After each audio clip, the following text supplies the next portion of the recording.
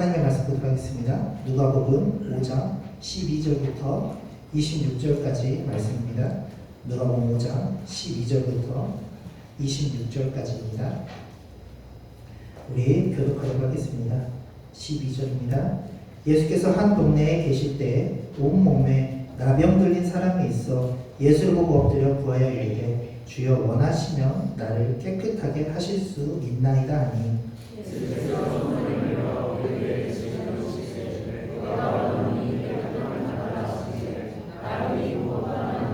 예수께서 그를 경고하시되 아무에게도 이르지 말고 가서 제사장에게 내 몸을 보이고 또 네가 깨끗하게 됨으로 인하여 모세가 명령한 대로 예물을 드려 그들에게 입증하라 하셨더니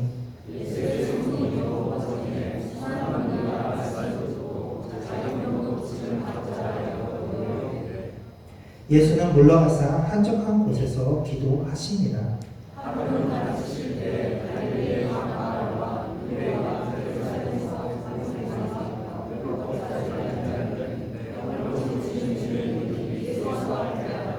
한 중풍병자들 사람들이 침상에 메고 와서 예수 앞에 들여놓고자 하였으나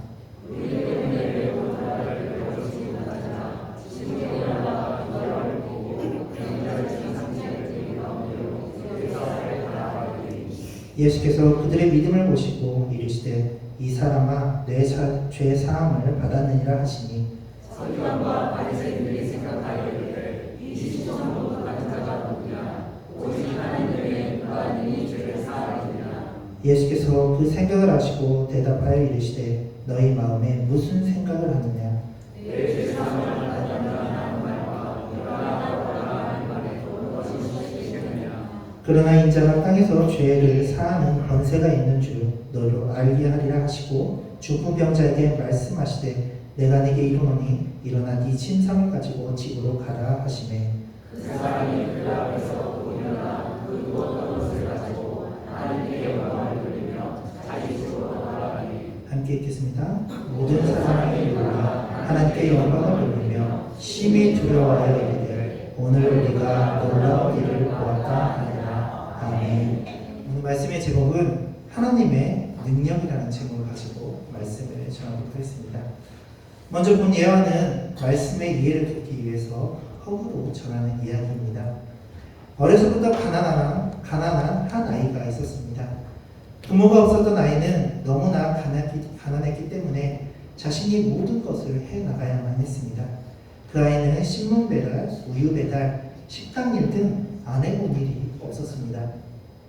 그래서 아이는 어려서부터 모든 것들이 자신의 힘과 능력으로 이루어진 것이라고 믿고 살아왔습니다. 이제 아이는 성인이 되어서 남부러울 것 없는 성공을 이룹니다. 모든 것이 자신의 힘과 능력으로 이룬 것이기 때문에 행복한 삶이었습니다. 그런데 어느 날 자신의 사업이 어려움에 처하게 됩니다. 결국 자신이 가졌던 모든 것, 가족과 사업, 돈 등 모든 것들이 잃게 되며 어렸을 때 그 가난했던 시절로 다시 돌아가게 됩니다. 이제 남자는 기댈 곳이 없었습니다. 그냥 정처 없이 슬픈 마음으로 떠돌 뿐이었습니다. 그런데 하루는 평소와 마찬가지로 정처 없이 길을 걷다가 교회에서 들려오는 찬양 소리를 듣게 됩니다. 그 찬양은 나의 안에 거하라는 찬양이었습니다. 나의 안에 거하라. 나는 내 하나님이니 모든 환난 가운데 너를 지키는 찬양. 단순히 찬양 음악이 들리는 것뿐이었는데 이 남자의 귀에는 찬양의 가사가 뚜렷하게 자신의 마음을 쳤습니다. 물론 본인은 무신론자이기에 그냥 지나치려고 했지만 지금의 심적인 마음은 그렇지가 않았습니다. 그래서 남자는 교회 안으로 들어갑니다. 그리고 교회 안에 들어가니 부흥회가 한창이었습니다. 찬양을 부르며 눈물로 많은 사람들이 기도를 하는 중이었습니다. 남자는 그 자리에 앉자마자 자신도 모르게 눈물이 흐르고 찬양이 흘러나오기 시작했습니다. 어쩌면 위로를 받기 위해 부르기 시작했을지도 모릅니다. 그런데 그 찬양은 이제 신을 향해 기도를 하게 만들었으며 또한 말씀을 통해 은혜를 받게 만들었습니다. 그리고 또한 이 남자는 욥기의 말씀을 듣고 깨닫게 됩니다. 주신 이도 하나님이시고 거짓 주신 이도 하나님이시라. 이러한 말씀이 자신의 심령을 깨트리기 시작했습니다. 즉 지금까지 이룬 모든 것들이 자신의 힘과 능력으로 이룬 것이 아니라 하나님의 능력으로 이루어졌다는 것을 깨닫게 됩니다. 그뿐만 아니라 이 남자는 이 부흥회를 통해서 훨씬 더 중요한 것을 알게 됩니다. 그것은 그 무엇보다도 중요한 것은 물질이 아니라 자신의 생명, 영혼이라는 것을 깨닫게 됩니다.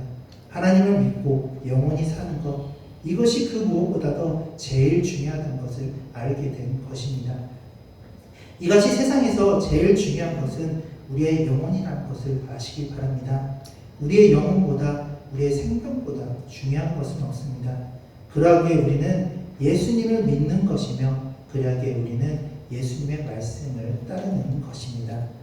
이제 본론으로 들어가겠습니다. 오늘 본문은 하나님의 능력을 나타내는 두 가지의 사건을 기록하고 있습니다. 그 첫 번째 사건은 12절부터 16절까지의 말씀으로 예수님께서 나병 환자를 치료하는 사건이 기록되어 있으며 그 두 번째 사건은 17절부터 26절까지의 말씀으로 한 중풍병자를 치료하는 내용으로 기록되어 있습니다. 이와 같이 오늘 본문의 두 사건은 예수님께서 하나님의 능력을 나타내는 위대한 사건을 보여줍니다. 그러면 이러한 사건을 통해서 예수님이 우리에게 현재 우리에게 어떤 메시지를 전달해 주고 있는지 한번 알아보도록 하겠습니다. 첫 번째, 말씀의 능력입니다. 예수님은 말씀의 능력을 보여주십니다. 13절 말씀을 보겠습니다. 13절 말씀 보면은 예수께서 손을 내밀어 그에게 대시며 이르시되 내가 원하노니 깨끗함을 받으라 하신대 나병이 곧 떠나니라. 사건의 시작은 예수님께서 한 동네에 계실 때에 나병 환자가 오면서부터 시작됩니다. 그런데 말씀을 읽어보면은 이상한 점이 있습니다. 그것은 나병 환자가 예수님에게 직접 찾아왔다는 것입니다. 원래 나병 환자는 레위기 13장 45절과 46절 말씀에 보면은 부정한 자로 기록되어 있습니다. 그렇기에 이 부정한 자가 부정하지 않는 자를 직접 대면해서 보는 것은 금지되어 있었습니다. 이들은 사람과 대면하기 위해서는 부정하다, 부정하다 두 번 외쳐야 하며 그뿐만 아니라 이 나병 환자들은 다른 사람들과 거리 두기를 했어야 했습니다. 이 부정하다, 부정하다 두 번 외치는 이유는 자신이 문둥병이라는 것을 다른 사람들에게 알리기 위해서 외쳤던 것입니다. 그런데 본문에서의 이 나병 환자는 사회적 거리두기를 하지 않습니다. 우리 사회적 거리두기 잘 아시죠? 한 번도 안 해봤나요? 네, 해보셨겠죠? 네. 우리 사회적 거리두기를 하지 않으면 벌금을 내야 할 때가 있었죠. 이때도 분명 불이익이 있는데 이 나병 환자는 거리두기를 하지 않습니다. 아무튼 그는 율법과 사회적 관습을 깨버리고 예수님께 직접 나아갑니다. 그만큼 이 나병 환자는 절박했던 것입니다. 오직 예수님을 만나야 한다는 생각 때문에 율법을 잊었거나 또는 이 불이익을 무시하고 살기 위해서 예수님께 다가가는 것입니다. 저는 말씀에서의 나병 환자와 같이 이렇게 큰 병을 걸리져 보지 않아서 환자의 절박한 상태를 잘 알지는 못하지만 여러 매체나 주변에 이 큰 병에 걸린 사람들을 보면은 이 나병 환자가 얼마나 절망적이고 힘든 상황에 있었는지 조금이라도 이해를 할 수가 있었습니다. 예전에 유튜브 영상에서 이 르게리병, 의학적으로는 운동신경세포가 선택적으로 사멸하는 질병을 말하는데 쉽게 이야기하면은 근육이 점차 위축되고 파괴되는 병을 말합니다. 이 유튜브에서 이 르게리병에 걸린 환자를 본 적이 있었습니다. 이 유튜브 영상의 주인공은 이제 20대밖에 되지 않은 사람이었습니다. 그리고 그 사람의 첫 영상을 보면은 그가 이 영상을 찍게 된 이유에 대해서 나옵니다. 그 이유는 자신이 어떻게 르게리병에 걸리게 되었는지 그리고 이 르게리병이 얼마나 무서운 병인지 알리기 위해서 찍었다고 말합니다. 당시 저는 이 르게리병이 정확히 무슨 병인지 몰랐습니다. 지금도 정확히는 잘 알지는 못하지만 그래도 이분의 영상을 보고 어느 정도 이해를 할 수 있겠더라고요. 특히 이분의 현재의 상황이 얼마나 절박하고 힘들며 고통스럽다는 것을 조금이라도 공감할 수가 있었습니다. 솔직히 본인이 아니고서는 우리는 절대 아픈 사람의 마음을 전부 이해하기는 힘들 것입니다. 아마 본인만이 자신의 고통을 아주 잘 알고 있겠죠. 이러한 사람들을 위해서 꼭 기도해 주시고 또 함께 아파해 주시기 바랍니다. 아무튼 이렇게 당시 나병 환자가 고통스럽고 절박했을 것입니다. 그래서 이 고통으로부터 벗어나기 위해서 모든 관념을 무릅쓰고 최후의 보루인 예수님을 만나기 위해서 찾아간 것입니다. 아마도 이 나병 환자는 예수님이 누구인지는 정확히 알지는 못했을 것입니다. 하지만 예수님의 치유의 능력에 대한 소문이 곳곳에 퍼져나가고 있었기 때문에 그 소문을 통해서 예수님을 찾아오는 것입니다. 그리고 그는 예수님을 만나고 이렇게 엎드려 간구합니다. 12절 후반절 말씀입니다. 우리 함께 읽겠습니다. 시작.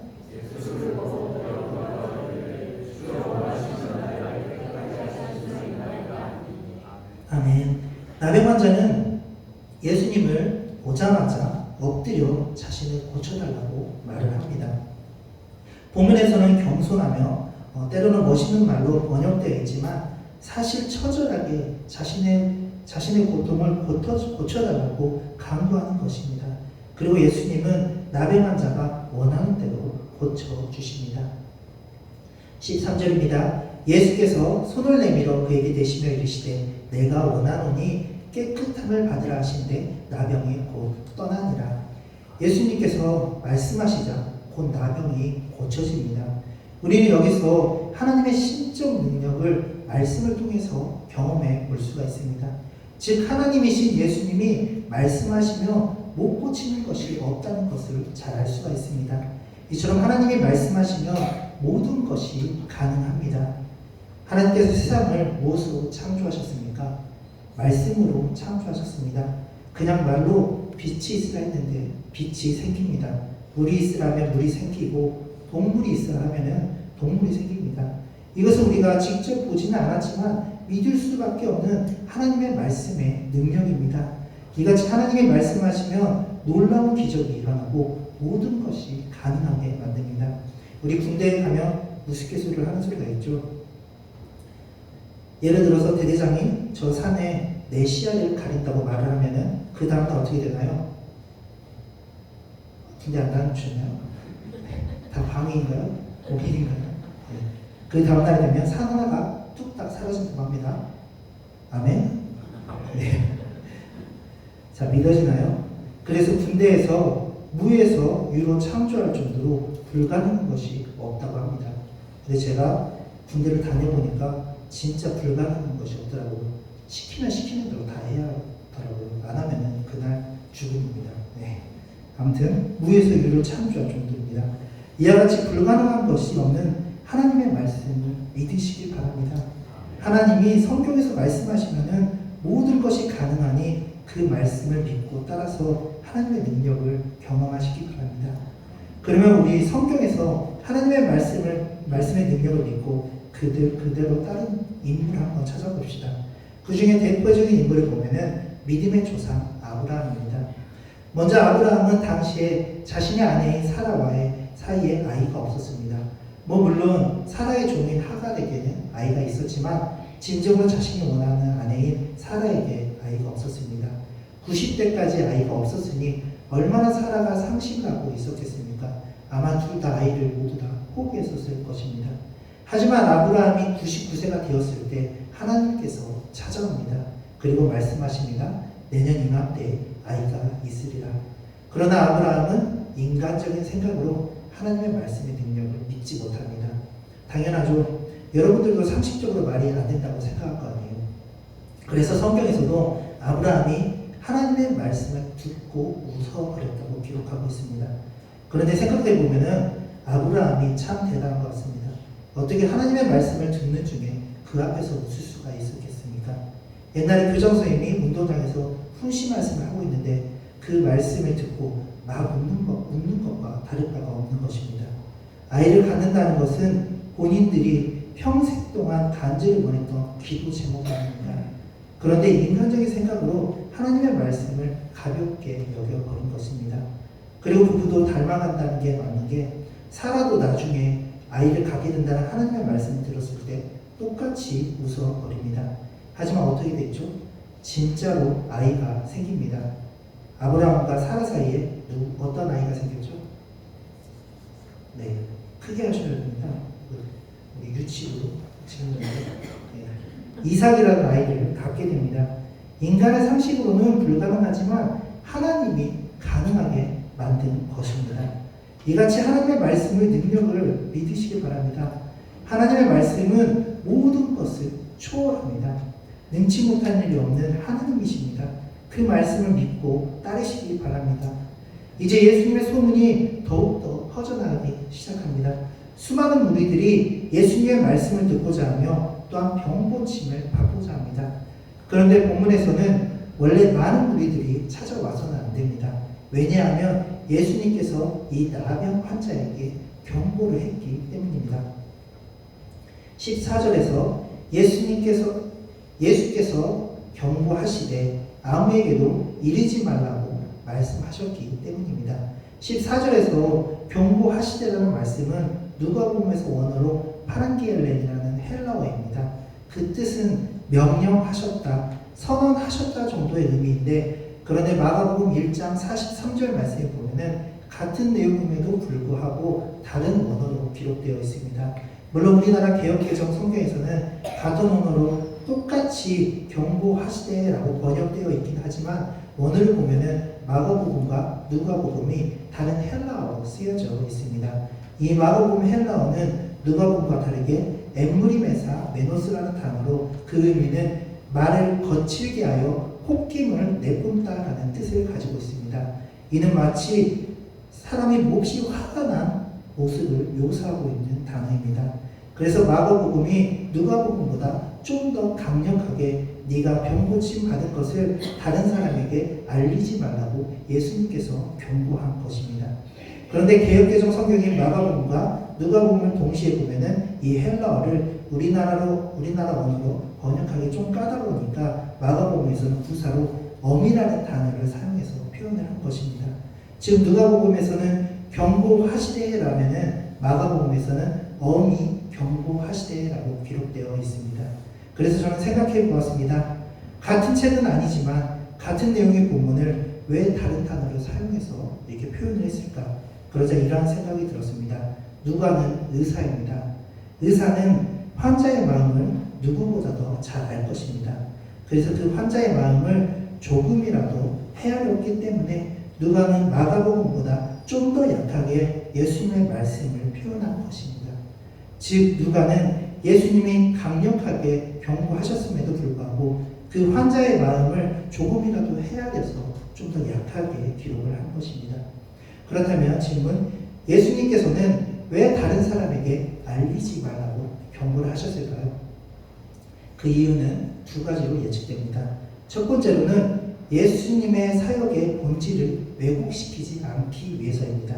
즉 예수님의 사역의 본질은 기적보다도 회개와 죄사함을 통한 사람의 생명을 구원하게 되어 있습니다. 따라서 많은 사람들이 이 본질을 망각하고 자신들의 현세적 소원을 이루기 위해서 예수님을 찾아오는 것을 경계했던 것입니다. 그리고 두 번째는 예수님의 때가 아직 이르지 않았기 때문입니다. 이는 예수님의 기적의 능력을 보고 많은 사람들이 예수님을 메시아로 생각하여서 소문이 나게 할까봐 경고를 하신 것입니다. 즉 아직 하나님이 정한 시기가 이르지 않았기 때문에 유대인들에 의해서 십자가에 못 박기로 잡혀가서는 안 된 것이었습니다. 그런데 이 나병 환자는 이 고침을 받은 것이 얼마나 기뻤는지 정말 기뻤겠었겠죠.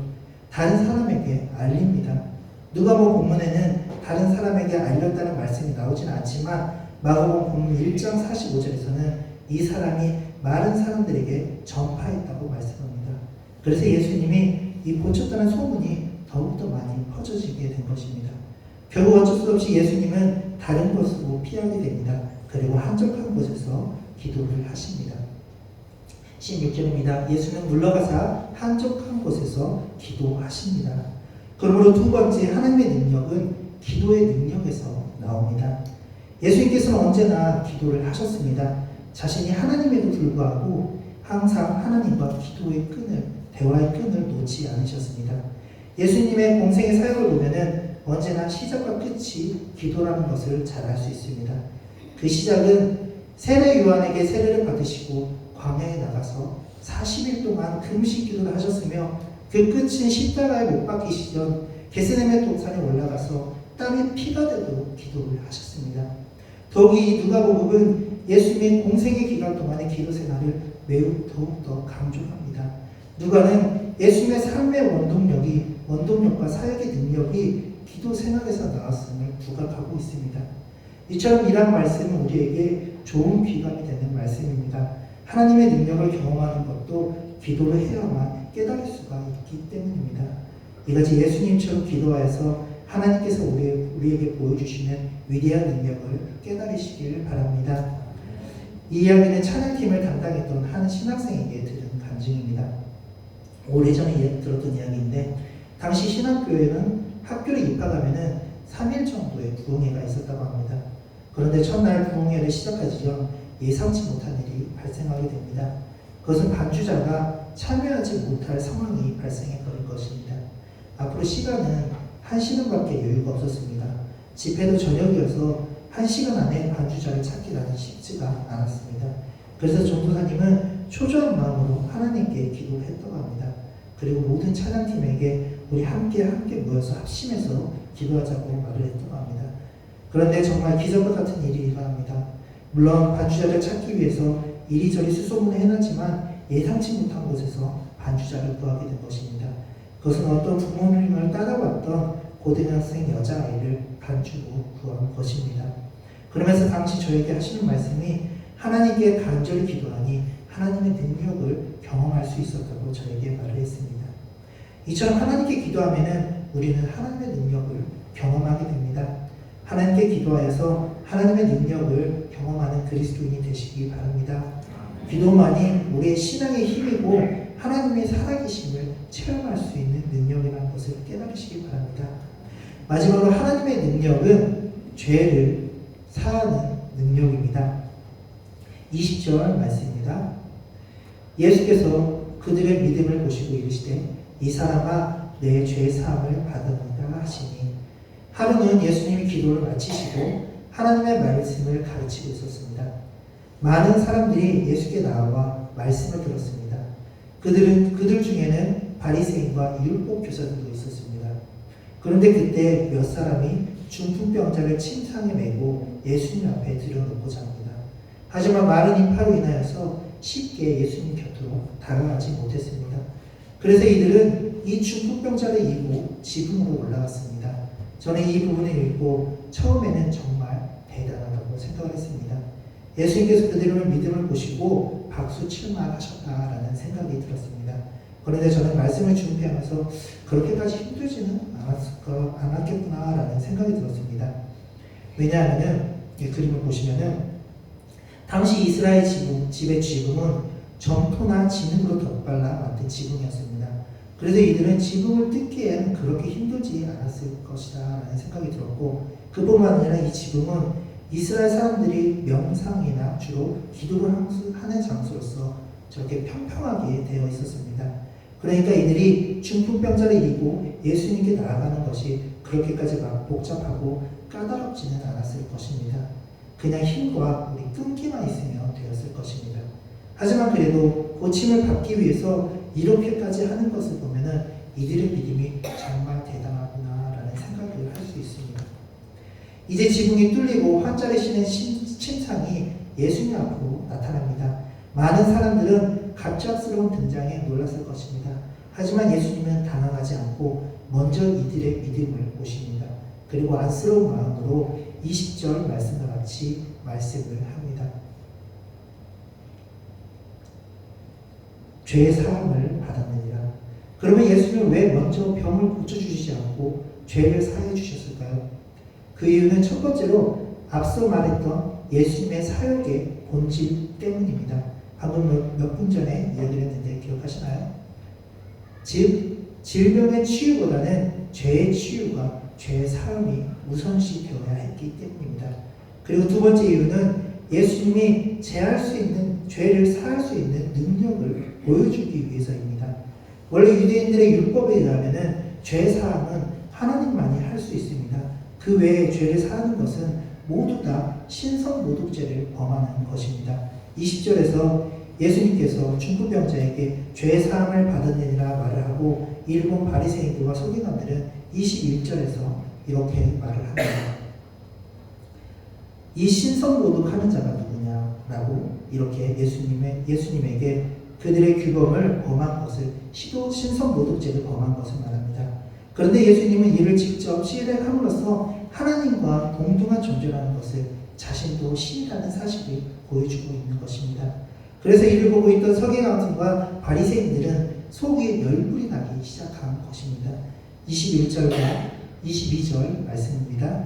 서기관과 바리새인들이 생각하여 이르되 이 신성 모독하는 자가 누구냐? 오직 하나님 외에는 누가 능히 죄를 사하겠느냐? 예수께서 그 생각을 아시고 대답하여 이르시되 너희 마음에 무슨 생각을 하느냐? 우리는 22절 말씀에 보면은 예수님이 그냥 딱 신이라는 것을 알 수 있습니다. 어느 누가 다른 사람의 생각을 알 수 있습니까? 우리 옆 사람 생각 알 수 있습니까? 알 수 없죠. 부부끼리도 모르잖아요. 그렇죠? 아닌가요? 네. 평생 살아온 부부끼리도 알지 못합니다. 하나님이 아니고서는 상대방의 생각을 알 수가 없습니다. 그러므로 예수님이 하나님이기에 상대방의 생각을 모두 다 알 수 있는 것입니다. 이제 예수님은 중풍병자의 병을 치료해 줍니다. 여기에서도 첫 번째 소제목인 하나님의 능력인 말씀의 능력이 나타납니다. 24절, 25절 말씀입니다. 그러나 인자가 땅에서 죄를 사하는 권세가 있는 줄을 너희로 알게 하리라 하시고 중풍병자에게 말씀하시되 내게 너희에 이르노니 일어나 네 침상을 가지고 집으로 가라 하시매 그 사람이 그들 앞에서 곧 일어나 누웠던 것을 가지고 하나님께 영광을 돌리며 자기 집으로 돌아가니 예수님은 죄를 사할 수 있는 능력을 가진 하나님이라는 것을 이 중풍병자를 치료해 줌으로써 보여줍니다. 그래서 중풍병자는 아무렇지 않다는 듯이 곧바로 일어나 누웠던 것을 가지고 하나님께 영광을 돌리며 돌아갑니다. 그런데 여기서 중요한 것이 있습니다. 그것은 이 중풍병자가 자신의 병이 치유되자 하나님께 영광을 돌리며 돌아갔다는 것입니다. 이는 육적으로 치료를 받았을 뿐만 아니라 영적으로 죄사함을 받았으니 기쁨에 겨워서 하나님께 감사와 영광을 돌리지 않을 수가 없었던 것입니다. 특히 본문에서 하나님께 영광을 돌리며라는 헬라어 독사적 톤데오라는 단어는 공간복음서 저작 가운데 누가복음만 기록한 독특한 장면입니다. 그래서 누가는 성경을 읽는 독자들에게 말하는 것입니다. 하나님의 은혜를 받았으면 마땅히 하나님께 감사와 영광을 돌려야 한다고 직접적으로 말씀을 하고 있는 것입니다. 여러분은 하나님께 은혜 받은 자로서 하나님께 감사와 영광을 돌리며 살아가고 있습니까? 감사와 영광을 돌리며 살아가시기 바랍니다. 하나님이 나의 죄를 사하여 주셨으니 이에 감사하고 항상 하나님께 영광을 돌리며 하나님의 말씀대로 살아가는 믿음의 그리스도인이 되시기 바랍니다. 이와 같이 예수님은 죄를 사할 수 있는 능력이 있는 분이십니다. 그리고 예수님은 죄를 지배하는 권세자입니다. 결론입니다. 하나님의 능력은 무궁무진하고 위대합니다. 불가능한 것이 없습니다. 말씀의 능력으로 병을 치유하며 죄를 사하는 권세를 가졌고 자신의 백성의 기도를 들어주십니다. 그 하나님의 능력을 믿으시길 바랍니다. 오직 그 하나님의 능력을 의지하며 살아가시기 바랍니다. 그리하여서 하나님께 영광 돌리는 삶, 감사하는 삶, 하나님을 위한 삶을 살아가는 믿음의 그리스도인이 되시기를 축원합니다. 아멘. 이제는 예수 그리스도의 은혜와 하나님의 극진하신 사랑과 성령의 교통하심이 하나님의 말씀 믿고 살아가는 주 열방교회 모든 성도님들 머리 위에 불가능한 것을 가능하게 만드는 하나님을 모두 믿고 살아가는 모든 성도님들 위해 영원토록 함께 있을지어다. 아멘.